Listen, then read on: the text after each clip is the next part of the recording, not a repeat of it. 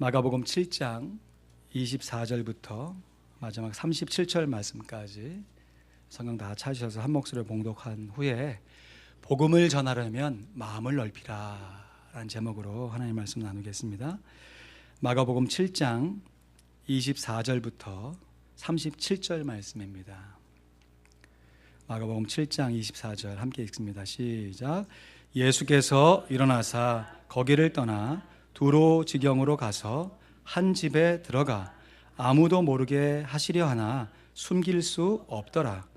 이에 더러운 귀신 들린 어린 딸을 둔 한 여자가 예수의 소문을 듣고 곧 와서 그 발 아래 엎드리니 그 여자는 헬라인이요 수로보니게 족속이라. 자기 딸에게서 귀신 쫓아주시기를 간구하거늘 예수께서 이르시되 자녀로 먼저 배불리 먹게 할지니 자녀의 떡을 취하여 개들에게 던짐이 마땅치 아니하니라. 여자가 대답하여 가로되 주여 올소이다마는 상 아래 개들도 아이들의 먹던 부스러기를 먹나이다. 예수께서 가라사대 이 말을 하였으니 돌아가라. 귀신이 내 딸에게서 나갔느니라 하시매 여자가 집에 돌아가 본즉 아이가 침상에 누웠고 귀신이 나갔더라.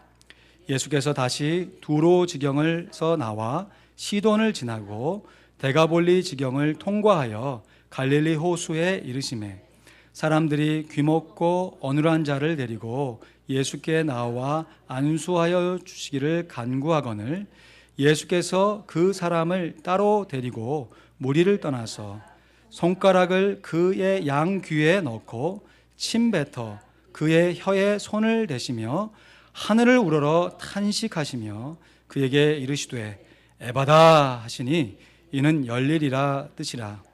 그의 귀가 열리고 혀에 맺힌 것이 곧 풀려 말이 분명하더라. 예수께서 저에게 경계하사 아무에게라도 이르지 말라 하시되 경계하실수록 저희가 더욱 널리 전파하니 사람들이 심히 놀라 가로되 그가 다 잘하였도다. 귀머거리도 듣게 하고 벙어리도 말하게 한다 하니라. 아멘. 여러분들은 어떠신지 모르겠습니다. 여러분들은 어떠신지 잘 모르겠어요. 저는 아직도 이곳에 산 지가 얼마 되지 않아서 그런지 이곳 현지인이라고 부르면 좀 그렇지만 미국 사람들의 생활이 제 피부에 잘 와닿지 않는 것 같아요. 무슨 말씀이냐면 언젠가 한 번은 현지인들이 많이 모여있는 각종 유색인종들이죠. 쇼핑몰에서 바글바글한 곳에서 함께 식사를 하고 있는데 똑같이 밥을 먹고 있는데 꼭 우리 식구들만 딱 이렇게 섬에처럼 이렇게 딱 고립돼 가지고 이렇게 식사를 하고 있고 다른 사람들하고 동떨어져 가지고 혼자 식사를 하고 있는 그런 느낌이 좀 들어요. 여러분 어떠신지 모르겠어요. 운전을 하고 이렇게 쭉 가도 분명히 주변에 나와 다른 피부색의 사람들이 운전을 하고 가는데 야, 저 사람들도 내가 겪는 그런 삶의 스트레스를 갖고 있을까? 내가 갖고 있는 삶의 고민들을 저 사람도 하고 있을까? 하는 그런 마음의 의문들이 이렇게 좀 떠오를 때가 종종 있습니다. 근데 반면에 우리 한국 이민자들의 애환이라고 할까요? 여기 계신 분들은 말할 것도 없고 한국 사람 딱 얼굴만 딱 보면 야, 저 사람도 나하고 똑같은 고민을 하고 있겠지.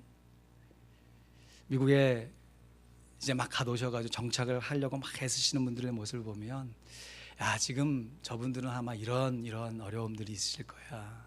또 하면서 이런 기쁨을 누리시겠지.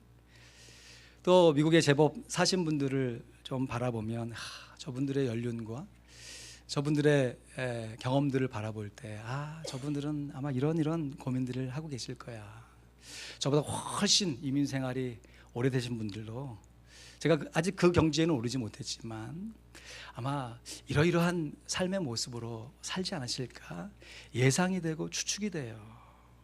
그런데 이곳에 동일하게 삶을 살아가고 있는데도 저만 그런지 모르겠어요. 여러분 어떠세요? 이곳에 오래 삶의 터전을 뿌리박고 사고 계신 분들, 이곳에 살고 있는 현지인들의 삶이 피부로 느껴져 오시는가요? 우리들이 너무 한국 사람들끼리만 교제해서 그런 걸까요? 아니면 거꾸로 다른 사람들의 삶이 피부로 느껴지지 않으니까 오히려 더 우리들이 한국 사람들과 교제하면서 우리들끼리만 살아가고 있는 것은 아닐까요? 이곳에서 오래오래 살고 계신 분들 정말 어떻게 느끼시는지 궁금합니다. 오늘 본문에 보면요, 이름도 알 수 없는 한 이방 여인이 등장합니다. 이 여인의 이름을 따가지고, 여인의 이름도 기록되어 있지 않고 이 여인의 지역 출신의 이름을 따가지고 그저 수로보니게 여인이다 라고 불리는 여인이에요. 수로보니게라고 하는 말은 수리아의 줄임말입니다. 그러니까 수리아 지역에 있는 보니게 출신의 여인이다 라고 하는 뜻이죠. 이 당시 아프리카 지역에도 보니게라고 하는 도시가 있었대요. 그래서 이 두 지역을 구분하기 위해서 수리아 지방에서 있는 보니게 출신의 여인이다 라고 해서 수로보니게 여인이다 라고 불리는 여인이에요. 좀 우리의 피부에 다 와닿게 바꾸어 설명하면 전라도 광주 댁이 아니고 경기도 광주 댁이다, 뭐 이런 식의 표현이다 라고 하면 느낌이 오겠습니다. 한마디로 예수님과 12제자들, 유대인이잖아요.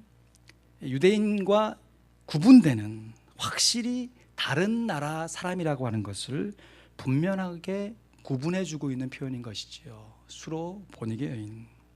근데 이 여인이 25절 말씀에 보니까 예수님께서 오셨다는 소문을 듣고서요, 곧 예수님의 발 앞에 무릎을 꿇습니다.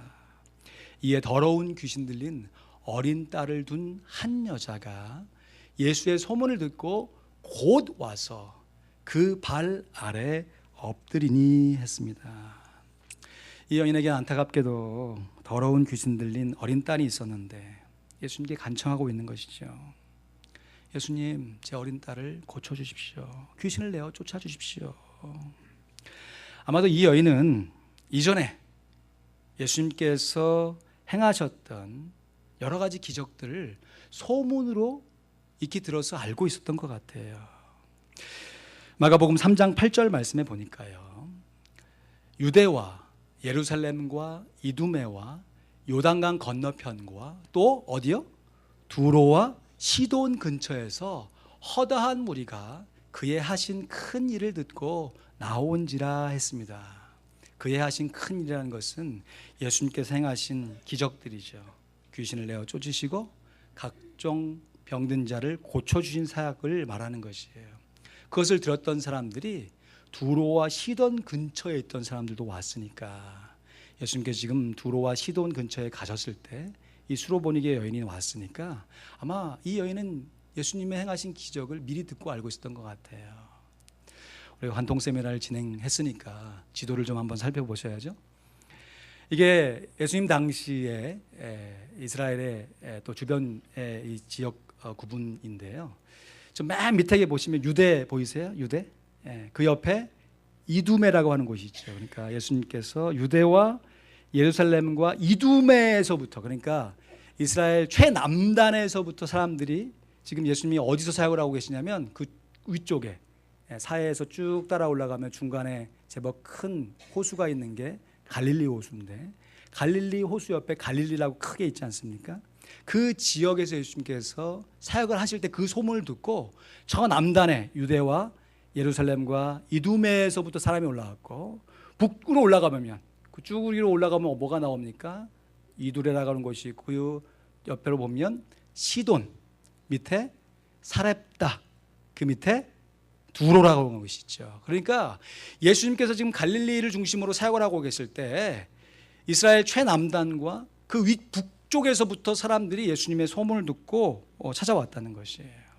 근데 지금 예수님께서 지난주 설교 기억나시죠?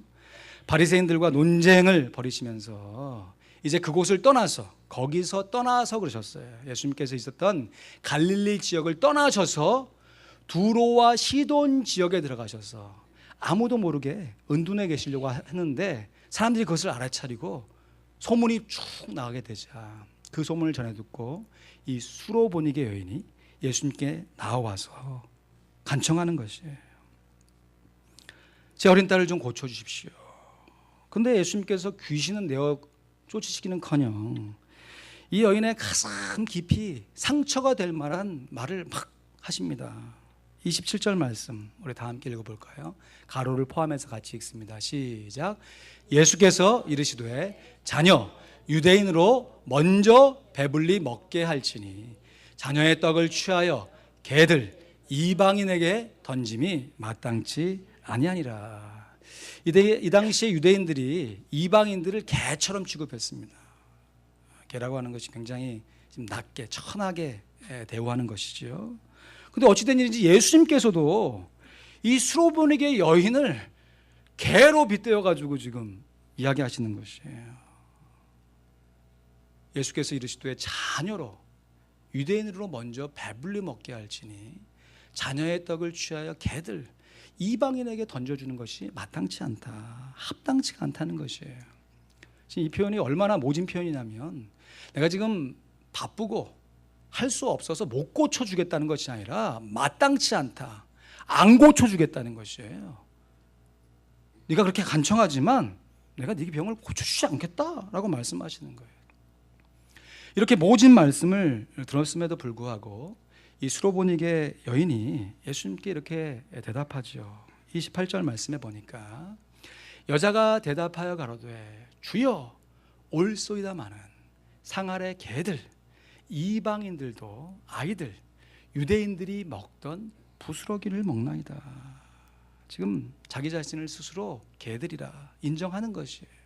그러면서 예수님을 향해서 아이들 자녀들이 먹는 부스러기 은혜를 개들이 먹지 않습니까?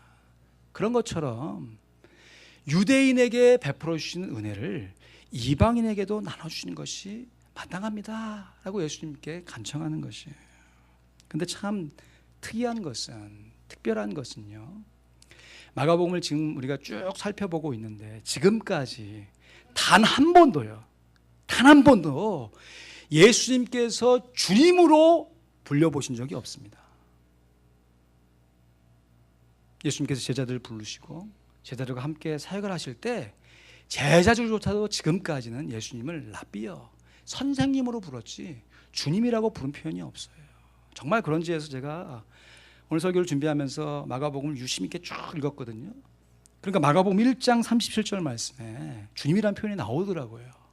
예수님께서 새벽 미명에, 다 아시는 사건이잖아요. 한적한 곳에 가셔서 예수님께서 뭐 하셨죠? 기도하셨죠. 기도. 그 바쁜 사역의 와중 가운데 기도하시러 잠시 자리를 비운 사이에 사람들이 막 밀려오니까 제자들이 모든 사람이 주를 찾습니다 라고 성경에 기록되어 있어요. 근데 그 주라고 하는 단어가 원문에 보고 영어의 성경에 보면 you라는 단어예요. 당신을 찾습니다. 한국말로 의역해 놓은 거죠. 제자들이 예수님이 이 당시까지 주님으로 부르지 않았습니다. 그런데 이방 여인이, 그것도 이름도 제대로 알지 못하는 지역 이름을 딴 수로보니게 족속의 여인이 예수님을 찾아와서는 예수님을 향해서 주님이다, 주여 올소이다, Yes Lord, 맞습니다 주님이라는 신앙의 고백을 드리고 있는 것이에요. 그러면서 예수님 말씀을 되받아 가지고 이방인인 자신을 개로, 아이들인 자녀들을 유대인으로 빗대어서 다시 간청을 하지요. 스스로를 개로 인정하면서 자녀들에게 주신 부스러기 은혜라도 내 딸에게 주시도록 어미된 마음을 가지고 예수님께 나와 간청하는 것이에요. 다시 말해서 예수님께서 지금까지 유대인들을 위해서 주로 사역하셨다면 예수님, 이제는 이방인들을 위해서도 사역을 확장해 주셔야 합니다 라고 간청하는 것이에요. 그리고 정말 신기하게 그냥 단 한마디 문장이거든요.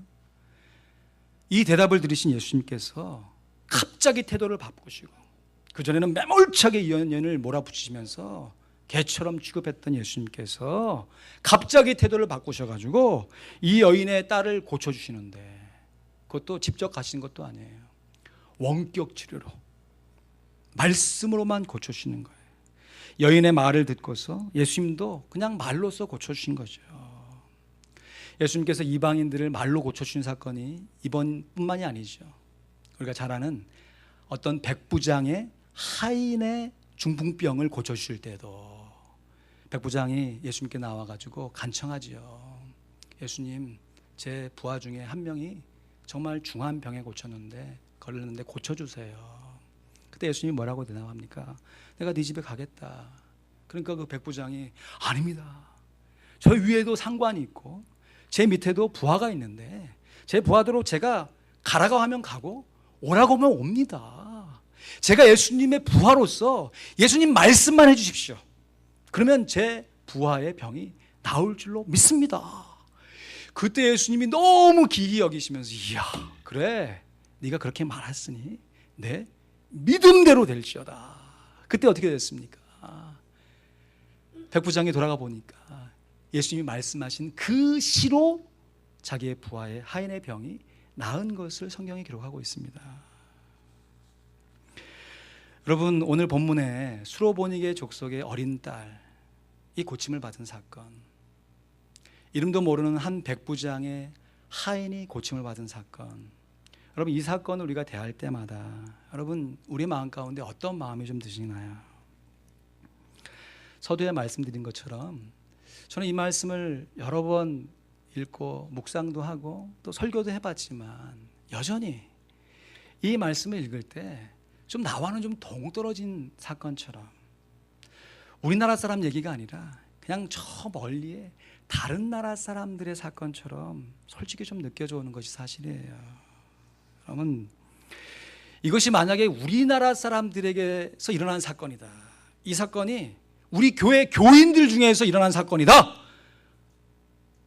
라는 그 사건을 우리가 체험했다면 우리가 받는 충격이 어떻게 달랐겠습니까? 바꿔서 예를 들어볼까요?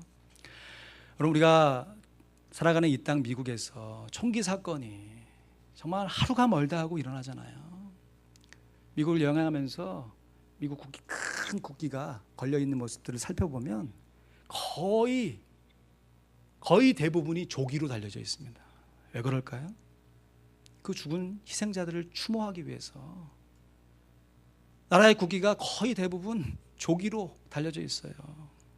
근데 그 모습을 바라보면서 제 마음 가운데 여러분 어떠신지 모르겠어요. 아유, 참 이놈의 나라가 어떻게 되려고 이렇게 됐나. 조금 미국에 좀 일찍 오신 분들 그런 표현도 쓰지 않으세요? 내가 처음 왔을 때 미국은 그렇지 않았는데 요즘 세상이 너무 달라졌다. 혀를 차고 그냥 안타까운 마음을 쏟아오는 것으로 그만입니다. 그러나 똑같은 총기 사건인데 한인뉴스에 저 알파레타 지역에서 한 세탁소를 경영하는 어떤 주인이 다 일을 마치고 가는 도중에 갑자기 들어온 권총 강도에 의해서 살해를 당했다. 그 소식을 딱 들으면 어떻습니까? 이야, 이거 큰일 났다 이거. 다음은 내 차례 아니야 이거. 어떻게 하면 되나? 이런 마음에 긴장감이 들지 않습니까? 사랑하는 성도 여러분, 나와 다른 나라 사람들이 겪는 삶의 문제를 내가 겪는 삶의 문제처럼 여길 수 있다는 것은 정말이지 대단한 궁일이 아닐 수 없는 것이에요. 나와 다른 나라 사람들이 살아가는 삶의 문제를 자기 자신의 가슴에 품고서 함께 아파할 수 있다는 것은 정말 대단한 사랑이 아닐 수 없습니다. 예수님께서 이 수로보니게 족속의 여인의 간구대로 그 여인의 딸을 고쳐주심으로 정말 이제부터 예수님께서 사역의 방향을요, 유대인 중심이 아닌 이방인 중심으로 확장시켜가는 모습을 성경이 증거해주고 있습니다. 수로보니의 여인의 간구대로 주여 올소이다마는 상 아래 개들도 이방인들도 아이들 유대인들이 먹던 부스러기를 먹나이다. 예수님의 사역이 유대인 중심에서 벗어나 이방인들에게까지 확장시켜 주십시오 라고 하는 이 간구를 예수님께서 들으시고요, 이어지는 말씀에 보니까 오늘 보면 31절 말씀 같이 읽죠. 오늘 설교의 요절 말씀입니다. 같이 읽습니다. 시작. 예수께서 다시 두로 지경에서 나와 시돈을 지나고 데가볼리 지경을 통과하여 갈릴리 호수에 이르시매. 지역에 나왔으니까 지도를 다시 한번 보셔야죠. 예수님께서 지금 갈릴리 중심에서 두로와 시돈 지역에 가셔가지고 수로보니게 족속의 여인을 만나서 그 어린 딸을 고쳐주셨어요. 그리고 그렇게 고쳐주셨으면 다시 갈릴리로 오시면 되는데 오늘 말씀해 보니까 두로 지경에서 나와 시돈을 지나고 오히려 위쪽으로 가셨다가 예수님께서 어디 지경을 통과해 오셨다고요? 데가볼리. 여러분 데가볼리 지도에서 굉장히 찾기 어렵습니다. 어디 지역이죠? 요단강 동편으로 한참 가다 보면 데가볼리라고 지역이 있죠. 데가라고 하는 것은 10개라고 하는 단어고 볼리는 폴리스라고 하는 단어죠. 이 지역에 10개의 큰 도시가 있었는데 그 도시를 전체적으로 부른 말이 데가볼리예요. 그런데 이 데가볼리 지역에는 주로 유대인들이 살고 있던 것이 아니라 이방인들이 살고 있었습니다. 요단강을 중심으로 요단강 서편은 대부분 유대인들이 살았고 요단강 동편은 대부분 이방인들이 살고 있었던 지역이에요. 예수님께서 갈릴리에서 분명히 두로와 시돈 지역을 가셔서 곧바로 다시 유대인이 살고 있는 갈릴리 서편으로 오시면 되는데 의도적으로 예수님께서 돌아가셔가지고 데가볼리 지경을 통과하여서 갈릴리 호수에 이르신 것이에요. 그냥 짧은 한 문장이지만 예수님께서 그 많은 도시들을 지나다니면서 이방인들을 만나셔서 어떤 사역을 감당하셨겠습니까? 이러한 예수님의 사역의 모습을 증거하고 있는 것이 그 다음의 사건이지요. 예수님께서 그곳에 있던 여러 사람들을 고쳐주셨을 것이에요. 근데 그 중에 유독 귀먹고 말이 어눌한 사람을 고쳐주신 사건을 자세하게 기록하고 있는데 33절 말씀해 보니까 예수님께서 이 사람을 이렇게 고쳐주시네요. 예수께서 그 사람을 따로 데리고 무리를 떠나 손가락을 그의 양귀에 넣고 침을 뱉아 그의 혀에 손을 대시며. 여러분 지금 이 문장을 실제로 예수님, 내가 예수님인데 그 앞에 있는 사람에게 내가 행하는 일들이다라고 생각하면서 한번 보세요. 예수께서 그 한 사람을 데리시고 무리를 잠시 떠나서 마치 발표를 하듯이 시연이라도 하듯이 내가 이제부터 이방인들을 이렇게 고치겠다라고 시연이라도 하듯이 손가락을 그의 양귀에 넣으셨습니다. 손가락을 양귀에 넣으려면 어떻게 돼요? 페이스 투 페이스죠.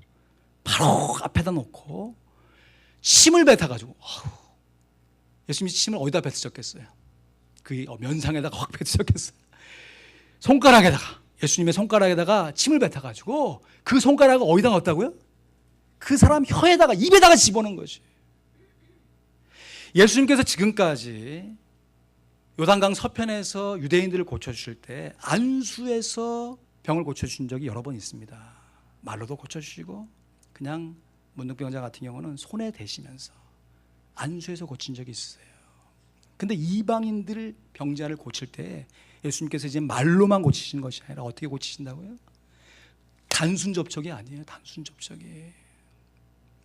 그 사람의 문제를 실제로 그 환부에 손을 대시면서 페이스 투 페이스, 스킨 투 스킨, 피부에 직접 살을 대시면서 그 병을 고쳐주시는 모습을 기록하고 있는 것입니다. 이 당시에 유대인들이 이방인들과 접촉하면 이게 율법의 결례가 되어서 유대인들이 꺼리는 일들이잖아요. 그런데 전혀 그렇지 않다. 예수님께서 오히려 자기의 침을 이방인들의 혀에 붙여주시면서 자신의 몸과 이방인의 몸이 한 몸이 되어서 그 질병을 고쳐주시는 모습을 보여주고 있는 것이에요. 사랑하는 성도 여러분, 우리도 따지고 보면요, 엄연하게 말하면 우리가 유대인들이 아니라 이방인들이 아니겠습니까? 예수님 당시의 관점에서 보면 그때는 진짜 우리 조상들이 있었는지 없었는지 분간조차 안 될 먼 지역에 있는 땅끝의 이방인들 아니에요. 예수님께서 유대인들만을 위해서 십자가에 달려고 돌아가셨다면 예수님께서 이방인들을 위해 사역하지 않으셨다면 우리가 어떻게 감히 예수님 앞에 나와 구원을 받고 하나님의 자녀가 될 수 있었겠습니까?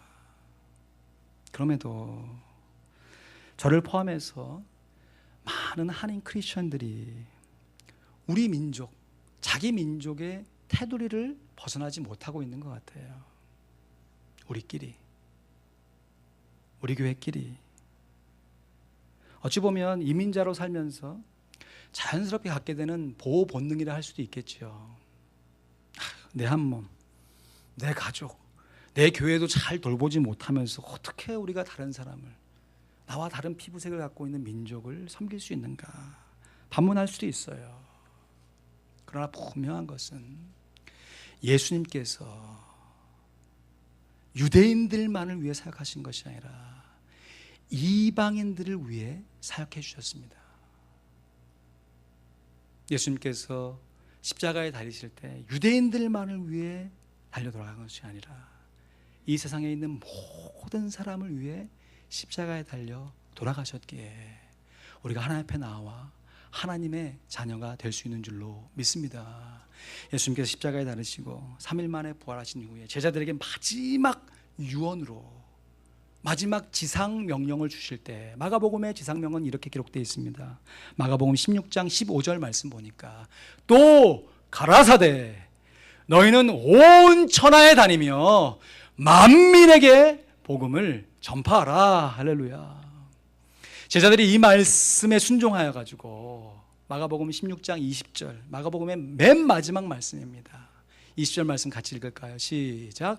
제자들이 나가 두루 전파할세 주께서 함께하사 그 따르는 표적으로 말씀을 확실히 증거하시니라. 아멘.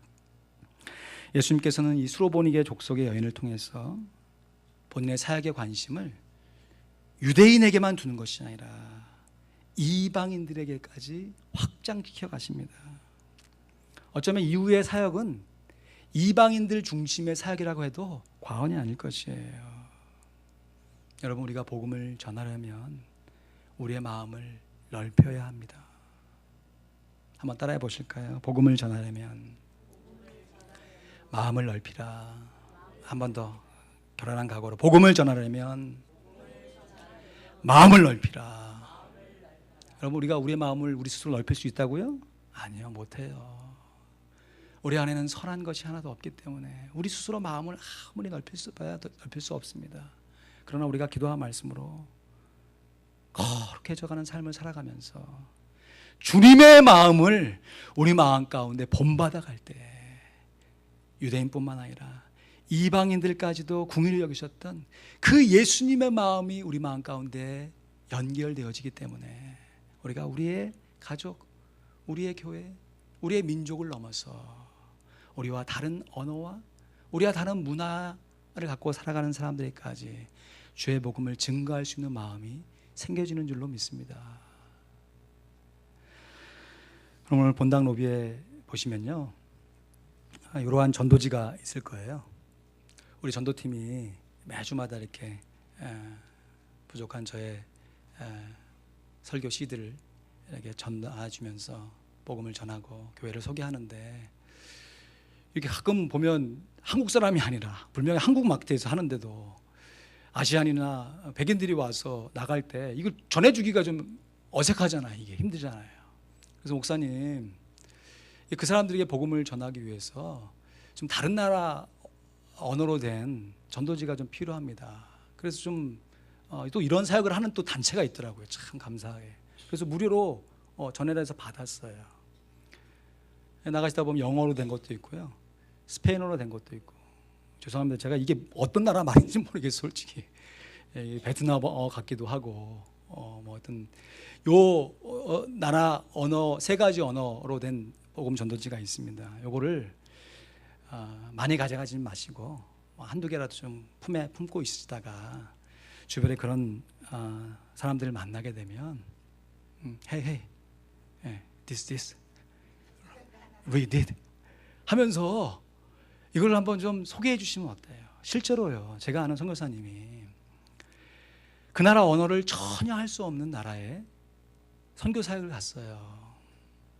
거기서 복음을 전하는데 이분이 복음의 열정은 많은데 언어가 안 되니까 어떡합니까? 그 나라 언어로 된 사형리를 구해다가요 캠퍼스에 가서 복음을 전하는데 뭐 말이 되나요? 그 사람 만나면 앉아서 바디 랭귀지는 되잖아요. Hey, hey, read. 그러면 그 사람이 자기 나라 언어로 선교사님이 대신해서 읽는 거예요. 그렇게 읽기를 시작하다가 예수님을 영접한 사람이 얼마나 많은지 선교사님의 보고를 통해서 제가 간증을 들은 적이 있습니다. 여러분, 우리가 우리의 동포, 우리의 민족에게 복음을 증거하는 건 너무너무 소중한 일입니다. 우리 화평 장로교회, 그 중에 빠져있는 단어, 숨겨있는 단어가 있죠. 화평 장로 이민교회잖아요.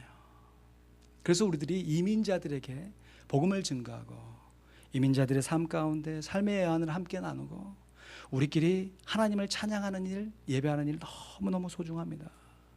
그러나 예수님은 이 수로보니게 족속의 여인과의 만남을 통해서 사역의 관점을 유대인에서부터 이방인들에게로 향하게 됩니다.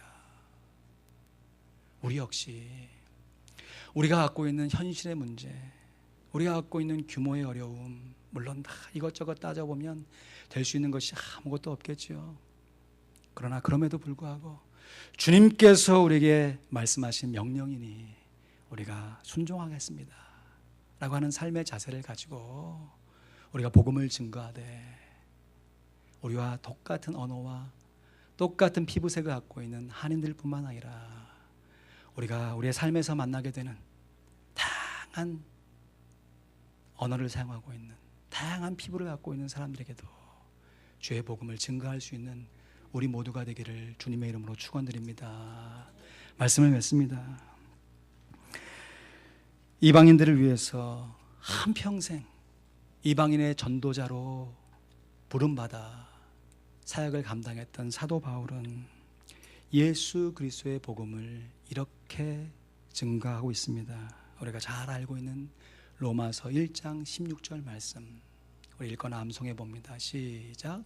내가 복음을 부끄러워하지 아니하노니 이 복음은 모든 믿는 자에게 구원을 주시는 하나님의 능력이 됨이라. 첫째는 유대인에게요, 또한 헬라인에게로다. 우리 모두가 다 우리의 마음을 활짝 넓혀서 우리 스스로 넓힐 수 없기에 성령 하나님께서 우리의 마음을 넓히시도록 기도와 간구로 나아갈 때 주께서 우리를 통해서 구원받기로 작정한 이 세계의 모든 민족들이 주님의 복음을 듣고 주님의 품으로 돌아와 하나님의 자녀가 되는 역사를 경험하게 될 줄로 믿습니다. 아울러 우리를 대신해서 복음의 최전선 가운데 자신의 모든 것을 내려놓고 선교를 하고 있는 사랑하는 우리 선교사님들을 위해서 이 한 주간 우리가 마음을 다해서 기도하며 그분들을 후원하며 함께 주의 복음을 증거해 갈 수 있는 우리 모두가 되기를 간절히 부탁드립니다. 기도하겠습니다.